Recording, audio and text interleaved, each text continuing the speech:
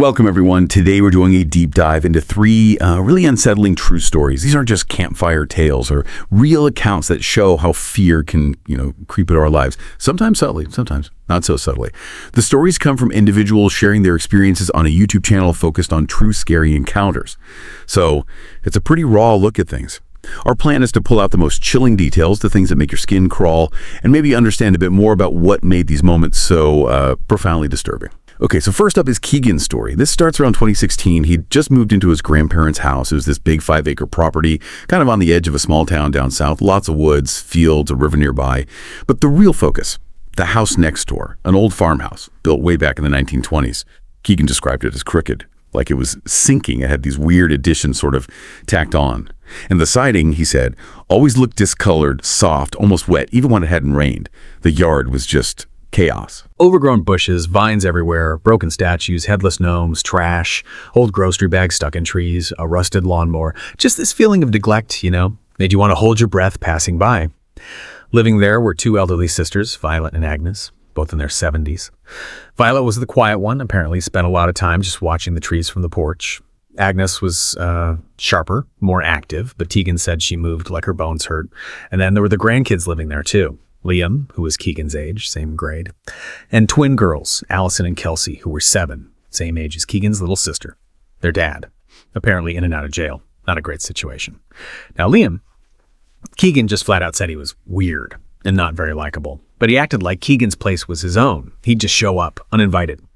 In Keegan's room even, doing cannonballs in their pool without asking, walking into the kitchen and grabbing leftover pizza, no boundaries. He was apparently obsessed with anime, would say weird Japanese lines, and then get genuinely angry if Keegan didn't laugh.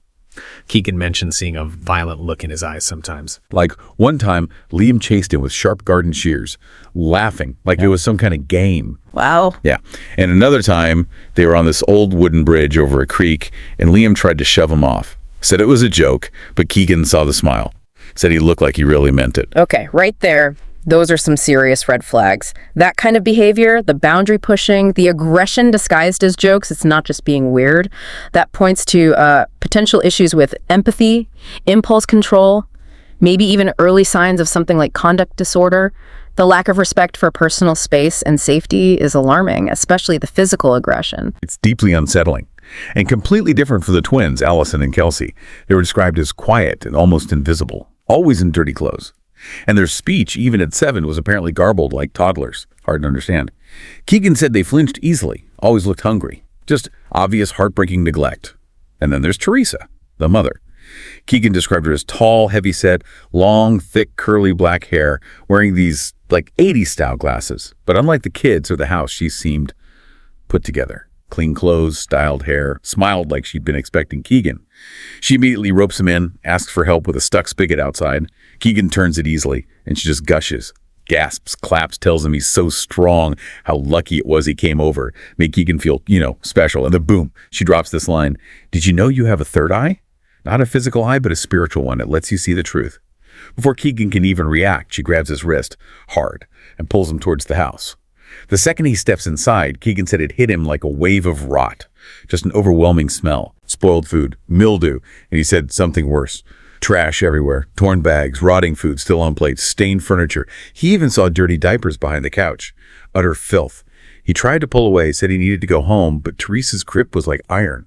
She dragged him upstairs. And upstairs, that's where it got really, really weird. Teresa's room. It was like stepping into a completely different dimension. Pristine. Pink wallpaper. Clean carpet. Shelves packed with porcelain dolls. Ornate, old furniture. And it smelled completely different rose water and old perfume. She pulls out this silver tray, black candle, a crystal, and this thick leather-bound book. Keegan sees the cover, pentagram, and his stomach just drops. He was raised Catholic, so he knew exactly what that symbol meant. And suddenly he's seeing it everywhere. On a jewelry box, carved into the mirror frame. Peeking out from under the rug, he saw it etched into the actual wood floor. He just panicked. Blurts out, "My mom wants me home," and just runs. Didn't wait for her to say anything, just got out of there. Absolutely. That physical reaction, the nausea, the stomach dropping, it's a classic visceral response to perceived danger or something deeply unsettling. Symbols, especially ones tied to strong cultural or religious beliefs, can trigger a powerful autonomic nervous system reaction, fight or flight. And this idea of the house, or part of it, feeling different. It touches on how places can almost absorb intense emotions or experiences. It's not necessarily supernatural, but the psychological weight of what happened there can feel tangible. Keegan's body knew it was a dangerous situation. Things kind of spiraled downwards for the family after that. In 2019, Agnes, the Sharper grandmother, died. Heart attack. Collapsed right there in the living room in front of the kids. Keegan went to the funeral. Said the family was mostly stone-faced except for one woman he didn't know who was sobbing. Same year, Liam vanished. The story Keegan heard was that Liam tried to kill one of the twins. Horrifying. Yeah. Supposedly sent to a psychiatric facility. Keegan never got the full story, but his parents sat him and his sister down. Very serious. Told him never go near that family again. That's when Keegan said all the weirdness, all the fear he felt around Liam, it just clicked. Made sense. Eventually, Teresa and the twins moved away, leaving Violet, the quiet grandmother, all alone in that decaying house. She died there in 2020. Alone. A few months pass, the house goes up for auction, and guess who buys it? Keegan's old elementary school teacher, Mrs. S., and her husband. They actually tore down most of it, but they kept the original 1920s part, the section where Teresa's pristine, creepy room had been. Oh, wow. So they kept that part. Exactly. Mrs. S. invited Keegan over after the renovations. He said it looked beautiful, honestly.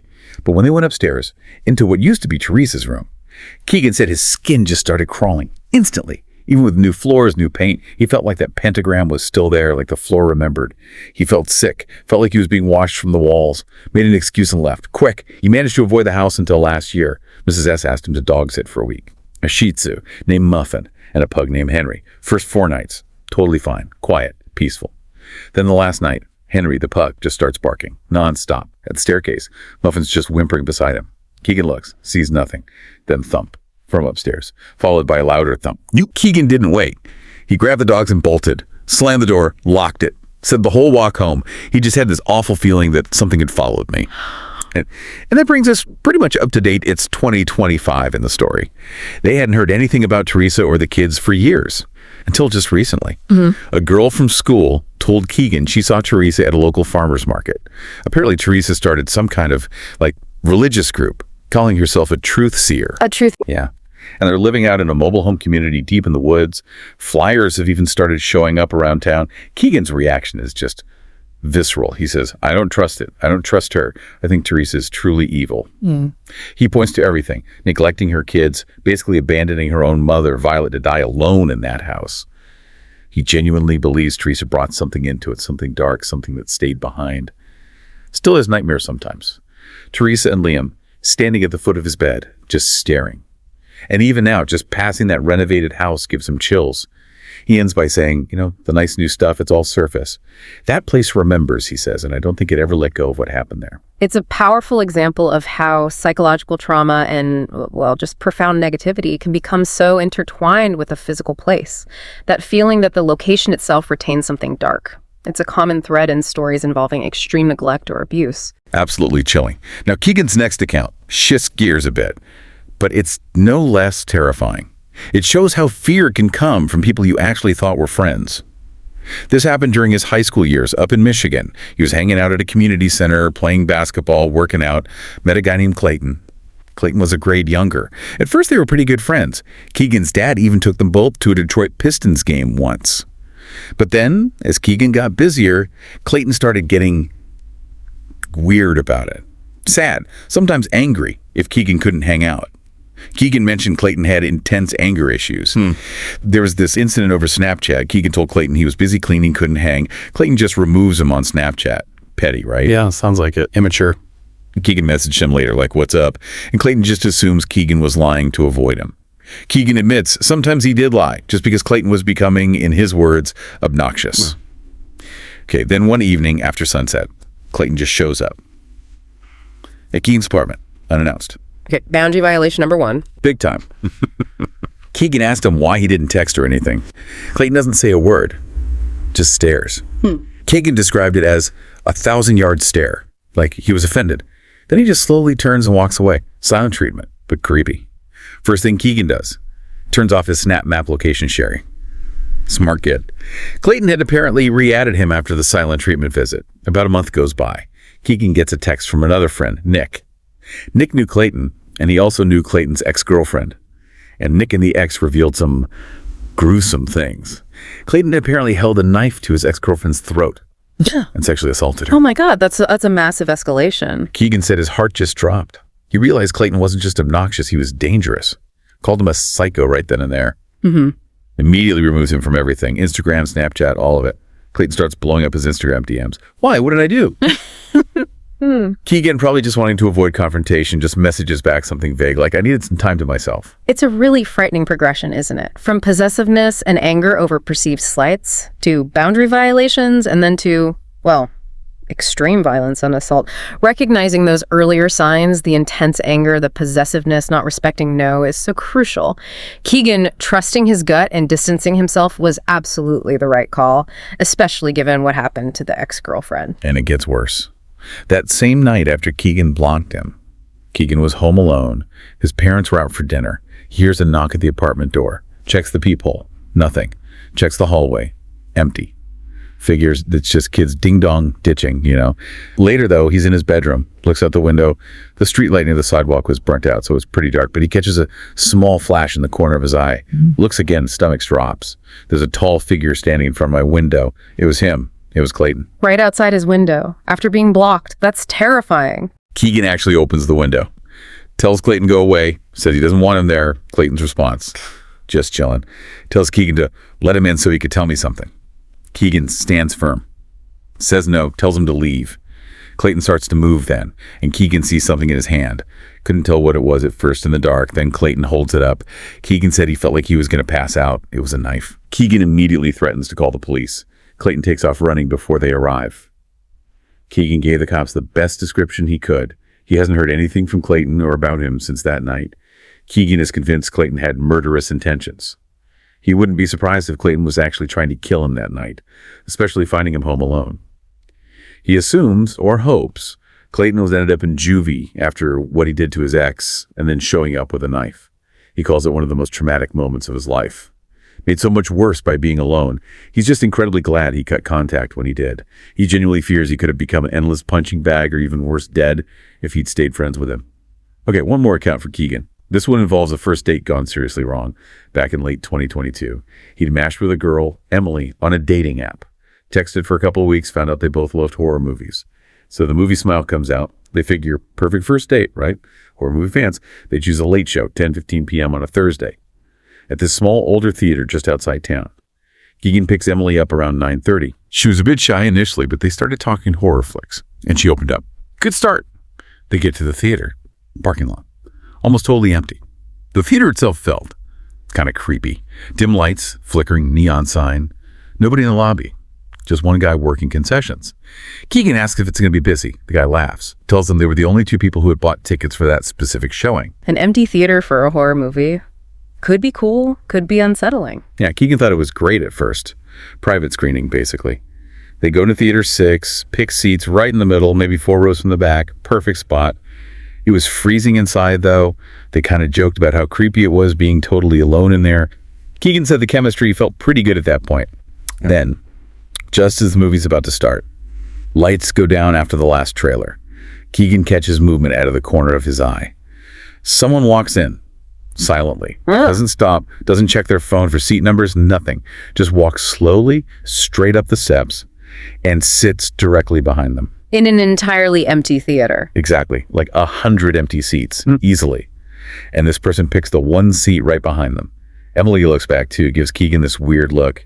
Instantly, Keegan says something felt off. You know that feeling? Like eyes burning into the back of your head. He felt it immediately. Yeah, that's an immediate violation of personal space and social norms. In that context, empty theater, late night, it's incredibly unnerving. It feels intentional. So after a minute, Keegan glances back. Just quickly. The guy isn't watching the screen at all. He's just staring right at them. Didn't flinch, didn't look away, didn't pretend to watch the movie. Face angled right at Keegan. Keegan whispers to Emily, "He's just staring." She whispers back, "I know." They try to just watch the movie, ignore it. But Keegan kept feeling that presence, that intensity, like the guy was just waiting for something. About 20 minutes later, Keegan leans forward, tries to casually look back again. Same thing, still staring. He got a slightly better look this time. Middle-aged man, maybe late 40s, clean-shaven, pale skin, dark gray hoodie. Keegan said he looked empty. like he wasn't really there mentally. And he swears the guy never blinked. Emily looked genuinely scared now. They thought about moving, but we're still in the same room. And they worried about, like, provoking him. Then, a few minutes later, Keegan felt something. He said the guy breathed on him. Oh, God. Yeah, not loud, but definite. A deep, slow exhale right behind my seat. He felt it. Keegan whipped around. The man was leaning forward over the back of Keegan's seat, his face way too close. Keegan just confronts him. Dude, can you not? This guy doesn't say anything, just slowly leans back into his own seat. No reaction. That was the breaking point. Keegan told Emily, let's move. They got up, went all the way down to the front corner row. Terrible angle for the movie, but they just needed distance. Keegan said he could barely even focus on the film after that. Kept glancing back. Every single time, the man was still there, staring right at them. Never moved. Okay, maybe halfway through the movie now, they hear footsteps on the stairs, coming down towards them. Oh. Emily grabs Keegan's arm. They just freeze. Don't move, don't look.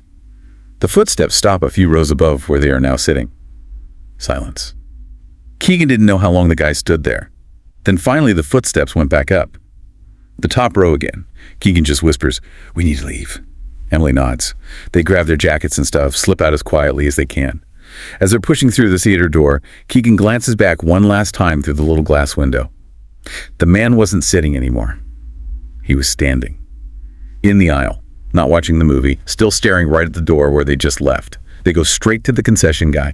Tell him, hey, someone was acting really weird in theater sex. The guy's friendly smile just vanished. He goes, again. Then ask, what do you mean again? Again. So this wasn't the first time. Apparently not. The concession worker kind of hesitates, then admits it. Yeah. He's been coming in randomly for like a month, he says. Always late shows, never buys anything. You guys aren't the first ones to complain about him. Keegan's like, why hasn't anyone kicked him out? The worker gets really uncomfortable, says something like, he doesn't technically do anything illegal. Management says unless he touches someone or breaks a rule, we can't really do much. That's not good enough. Right. Emily was apparently almost in tears by this point. Asked if someone could walk them to their car. The concession guy agreed, got a janitor to escort them. The weird guy didn't follow them out, thankfully. At least, not that they saw. But Keegan said the whole drive back, he was completely paranoid. Did the guy see his license plate? Did he follow them from a distance? Did he figure out where Emily lived? Keegan actually has a friend who's a cop. Told him the story later. The cop friend said the theater's excuse was a load of horse shit. So they absolutely have the right to refuse service or kick someone out for behavior like that. Exactly. Businesses have a responsibility for patron safety. That he didn't technically do anything illegal line is often a cop-out. Persistent harassment, creating fear, violating space that is grounds for removal.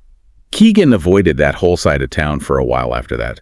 The date obviously didn't continue. They talked a bit, but both were just too shaken up. He's never been back to that theater. And he mentioned he couldn't find any online reviews or anything talking about this guy, which makes him wonder how many other people had that same terrifying experience and just didn't say anything online. You know, listening to all three of these accounts from Keegan, what really stands out is how ordinary settings, a neighbor's house, a friendship, a movie date, suddenly become sources of intense fear.